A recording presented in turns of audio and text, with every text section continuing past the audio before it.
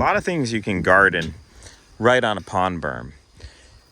And they're one of the most underutilized spaces in a landscape, even a landscape where people really want productive outputs, farms.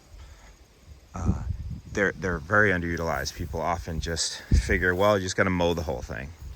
And it's not the case at all. You got to be careful. You can't crop it and grow in it like you can other areas. You have to avoid trees that get tall that can blow over and rip up the berm. You want to avoid that situation. Probably don't want big trees in a berm, but you can manage trees pretty small. There is a question about roots getting in and causing leakage between the water and the non-water side, losing water out of the pond.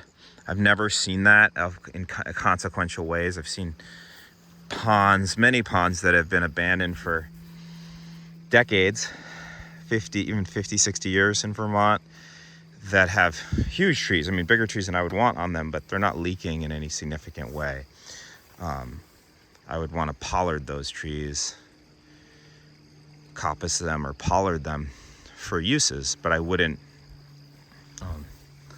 It's not a problem that there's little trees, I don't think. The plants that can be a problem are very, plants that really just get out of control really quickly or outcompete other stuff you're trying to grow. The most, I don't want to say aggressive, a lot of these terms are just, they're misleading, but successful plants is the local naturalized alder that's been here a long time. I think it's gray, I want to say gray alder or speckled alder, but it's just incredibly quick growing. So here's a berm where essentially not a tiny part of our current mead. Here's a berm where not a small part of our current batch of mead is literally coming from this berm itself in the form of honey, goldenrod, Joe Pyeweed, gravel root, eupatorium. There's some monarda we're trying to get going on here. It's been difficult. We've definitely put some compost in this area. Mint flowers are doing great. We just planted that this year. So not a lot, but quite a few plants can take it really difficult, really compact soil. Seaberry's one of them.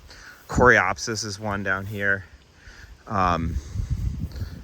That you still want for yields, unlike the alder. The aronia is arguably one of the coolest ones for fruit.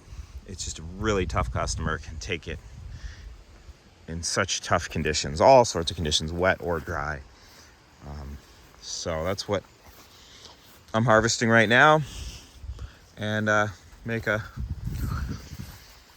crop of mead here, another batch of mead. So consider your berms carefully. They're very valuable, especially if they're wide. They can take some work to get stuff going, and we put some compost down for that monarda.